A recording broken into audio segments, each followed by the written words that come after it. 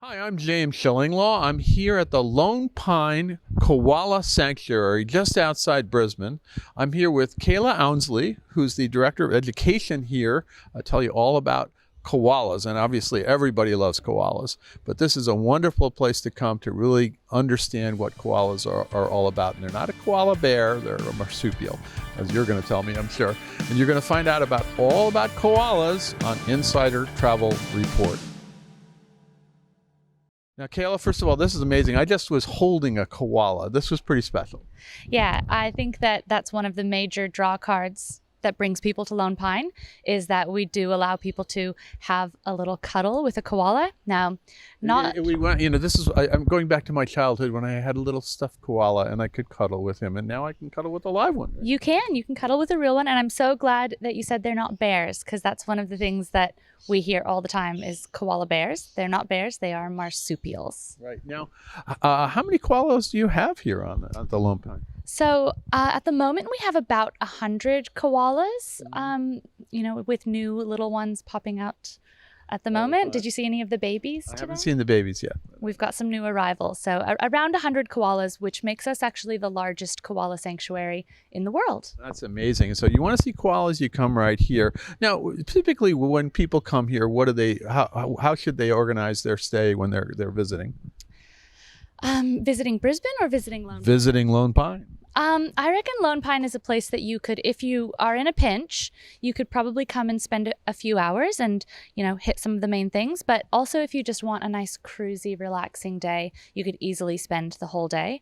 One of my favorite areas of Lone Pine, I know we're talking about koalas, but we also have an amazing kangaroo reserve with about 150 free roaming kangaroos, wallabies, and emus. I think they gave us some food too, although there's a turkey that's looking for the food over there. I was meant for the kangaroo. Don't go anywhere near that, okay?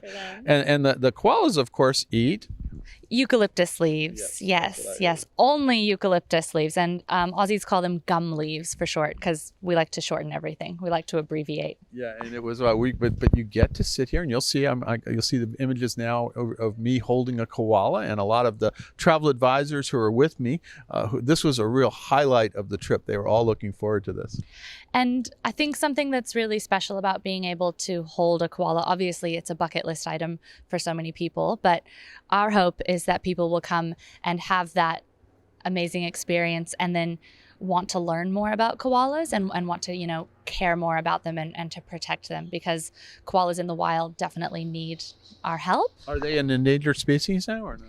Yeah, so actually just in February this year, the Australian federal government elevated them to the status of an endangered species in areas along the northeast coast of Australia, so in Queensland, New South Wales, and the ACT. And I think that's hopefully going to lead to, better protection for them in the wild. They've suffered a lot from habitat loss. And then, of course, the bushfires in 2019, 2020 just was devastating. So Queensland is sort of a major place where they inhabit, right? That's this area, even outside of the sanctuary, right? Yeah, definitely. Unfortunately, around the greater Brisbane region, it is harder to find koalas in the wild. They've lost about 85% of their habitat in the greater Brisbane region just to development and urbanization. But there are areas where you can still go and see koalas in the wild. There are little isolated, fragmented populations around Brisbane. But definitely to be able to really see a koala up close and connect with it, Lone Pine is the place to go. It really is. So you really can get up and close and personal with koalas. I mean, how many zoos can you go to where you actually can hold the animals, right? I'm not sure exactly how many zoos, but there are different legislations in each state depending on surrounding how people can interact with a koala. So I know Queensland is one of the states where you can do it, but if you go down to New South Wales and in Victoria, they don't allow people to hold koalas. So it's just different states, different laws. Yeah, so come up here and hold the koala. That's it. Now, where can our viewers, most of whom are travel advisors, because they'll be booking their clients into Brisbane, and this is a sort of a must-do if you're going to be here in Brisbane. Where can they go to get more information about Lone Pines? Do you have a website or something? Yeah, we have a website. We also have our socials that you can follow us on. And where are they located? On the internet. The internet. Okay, we'll have to look that up. No one can remember the URL, but We do have a website, Lone Pine Koala Sanctuary.com. I know it's... that would be logical. I think that would. Let's go. Let's go with that. We'll find it. We'll actually superimpose it when we find out what it is. But Kayla, I want to thank you for introducing us to this wonderful sanctuary. I just had a chance to hold a koala, and boy, I just didn't want to let go. And he didn't want to let go of me either, so that was another story. They're pretty good at cuddling. Yeah. They're good at cuddling, and it was really wonderful. And all the travel advisors we're with on this fam trip got a chance to hold a koala. So for your clients out there, you got to tell them about this. And when you come to Australia, come and hold a koala here at Lone Pines. Thank you so much. No worries. Thank you very much for visiting us.